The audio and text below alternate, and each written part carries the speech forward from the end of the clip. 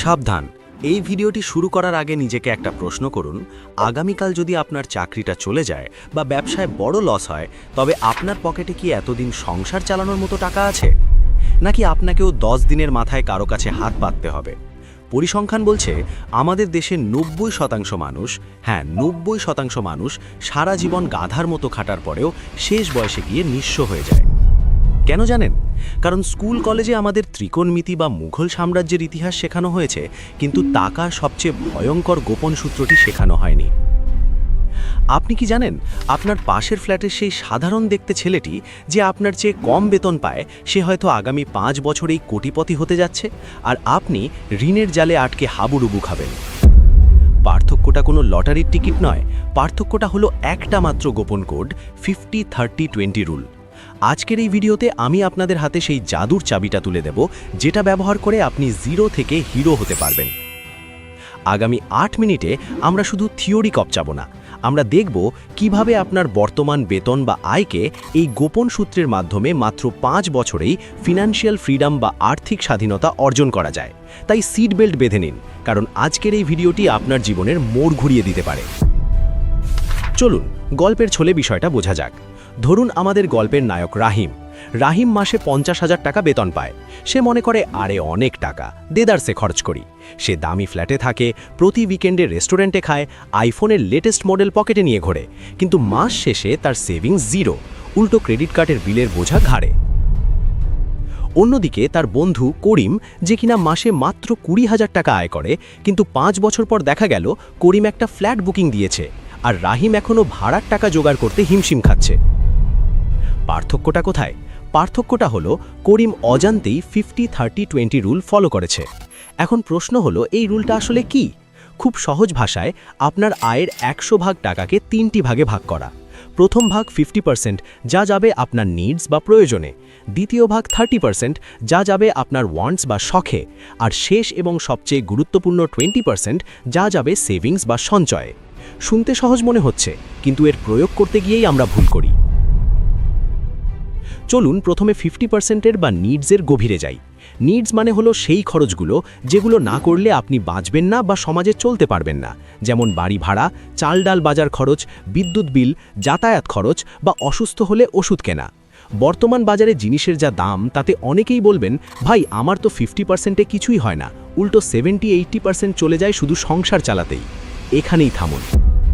যদি আপনার আয়ের 50%-এর বেশি শুধু বেঁচে থাকার খরচেই চলে যায়, তাহলে আপনাকে দুটি কাজ করতে হবে। হয় আপনার লাইফস্টাইল ডাউনগ্রেড করতে হবে, নয়তো ইনকাম বাড়াতে হবে।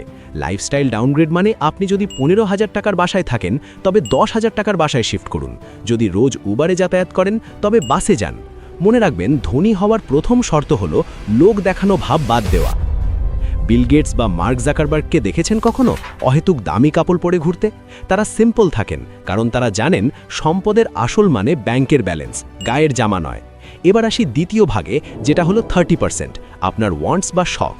এই জায়গাটাই হলো আমাদের পকেট কাটার আসল ফাঁদ। ওয়ান্টস মানে হলো সেই সব জিনিস যা আপনার জীবনকে সুন্দর করে, কিন্তু না থাকলেও আপনি মারা যাবেন না, যেমন নেটফ্লিক্স সাবস্ক্রিপশন, দামি ক্যাফেতে কফি খাওয়া, ব্র্যান্ডের জুতো কেনা বা হুট করে কক্সবাজার ট্যুর দেওয়া। আমরা প্রায়ই নিডস আর ওয়ান্টসের মধ্যে গুলিয়ে ফেলি। ধরুন আপনার একটা ফোন দরকার, এখন 5,000 টাকার স্মার্টফোন দিয়েও কিন্তু কথা বলা যায়, ফেসবুক চালানো যায়। এটা হলো নিডস। কিন্তু আপনি যখন 1 লক্ষ টাকার আইফোন কিনছেন শুধু সেলফি ভালো ওঠার জন্য বা বন্ধুদের দেখানোর জন্য, সেটা হয়ে গেল ওয়ান্টস। সমস্যাটা আইফোন কেনা নিয়ে নয়, সমস্যাটা হলো যখন আপনার নিডস মেটানোর আগেই আপনি ওয়ান্টসের পেছনে টাকা ঢালেন। এই 30% টাকার লাগাম টেনে ধরা খুব জরুরি। নিজেকে প্রশ্ন করুন, আমি এই খরচটা করছি নিজের শান্তির জন্য নাকি অন্যকে দেখানোর জন্য? যদি উত্তর হয় অন্যকে দেখানোর জন্য, তবে এক্ষুনি থামুন। এই 30% টাকা যদি আপনি কন্ট্রোল করতে পারেন, তবেই আপনি 20% সঞ্চয়ের ধাপে যেতে পারবেন। এবার আসি ভিডিওর সবচেয়ে ইন্টারেস্টিং এবং লাইফ চেঞ্জিং পার্টে, 20% সেভিংস বা সঞ্চয়। এটাই সেই গোপন চাবিকাঠি যা আপনাকে সাধারণ মধ্যবিত্ত থেকে কোটিপতি বানাবে। অনেকেই বলেন, ভাই মাস শেষে যা থাকে তাই সেভ করি। ভুল।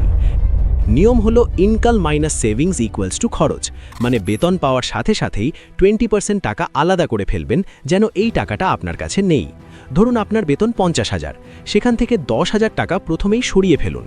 এখন প্রশ্ন হলো এই টাকা দিয়ে কি করবেন? বালিশের নিচে রাখবেন? একদম না। বালিশের নিচে টাকা রাখা আর টাকা আগুনে পোড়ানো একই কথা, কারণ মূল্যস্ফীতি বা ইনফ্লেশন প্রতি বছর আপনার টাকার মান কমিয়ে দিচ্ছে। আপনাকে এই 20% টাকা ইনভেস্ট বা বিনিয়োগ করতে হবে। কোথায় করবেন? ফিক্সড ডিপোজিট, সঞ্চয়পত্র, মিউচুয়াল ফান্ড বা শেয়ার মার্কেট যদি আপনি বোঝেন। চলুন একটা জাদুর অঙ্ক দেখি, যাকে বলা হয় কম্পাউন্ড ইন্টারেস্ট বা চক্রবৃদ্ধি মুনাফা। আইনস্টাইন একে বিশ্বের অষ্টম আশ্চর্য বলেছিলেন। ধরুন আপনি প্রতি মাসে মাত্র 5,000 টাকা করে জমা নেন এবং সেটা এমন কোথাও ইনভেস্ট করলেন যেখানে বছরে 10-12% রিটার্ন পাওয়া যায়। আপনি যদি এটা টানা 20 বছর চালিয়ে যান, আপনি জানেন আপনার কাছে কত টাকা থাকবে? প্রায় 40 থেকে 50 লক্ষ টাকা। আর যদি টাকার পরিমাণ একটু বাড়িয়ে 10,000 করেন, তবে সেটা 1 কোটিরও উপরে চলে যাবে। চিন্তা করতে পারছেন? মাত্র 10,000 টাকা প্রতি মাসে সরিয়ে রেখে আপনি কোটিপতি হতে পারেন শুধু সময়ের সঠিক ব্যবহার করে। কিন্তু আমরা কি করি? আমরা ভাবি ধুর 5 বছরে আর কি হবে। আর এই ভাবনার কারণেই আমরা শুরুই করি না। মনে রাখবেন, বিন্দু বিন্দু জলেই সিন্ধু হয়। এখন আপনার মনে প্রশ্ন আসতে পারে, ভাই আমার তো অনেক ঋণ আছে, আমি কিভাবে সেভ করব? যদি আপনার মাথায় ঋণের বোঝা থাকে, বিশেষ করে ক্রেডিট কার্ডের লোন বা চড়া সুদের লোন, তবে এই 20% টাকা দিয়ে আগে লোন শোধ করুন, কারণ লোনের সুদ আপনার ইনভেস্টমেন্টের লাভের চেয়েও ভয়ঙ্কর। লোন শোধ হয়ে গেলে তারপর পুরো দমে ইনভেস্ট শুরু করুন। এছাড়া ভিডিওর এই পর্যায়ে আমি আপনাদের একটা প্রো টিপস দিতে চাই, সেটা হলো এমার্জেন্সি ফান্ড। বিপদের কোনো হাত পা নেই, হঠাৎ চাকরি চলে যেতে পারে বা বড় কোনো অসুখ হতে পারে, তাই আপনার অন্তত 3 থেকে 6 মাসের সংসার খরচের সমান টাকা ব্যাংকে আলাদা করে রাখুন। এই টাকাটা কিন্তু ওই 20% সেভিংস বা ইনভেস্টমেন্টের অংশ নয়, এটা আপনার লাইফ জ্যাকেট। এখন আপনি হয়তো ভাবছেন, এত সব হিসাব আমি কিভাবে রাখব? খাতা কলম নিয়ে বসে থাকব? না ভাই, এখন ডিজিটাল যুগ। প্লে স্টোরে অনেক ফ্রি অ্যাপ আছে, মানি ম্যানেজার অ্যাপ। সেখানে প্রতিদিনের খরচ এন্ট্রি দিন, মাস শেষে অ্যাপই আপনাকে গ্রাফ করে দেখিয়ে দেবে আপনি কোথায় কত খরচ করেছেন।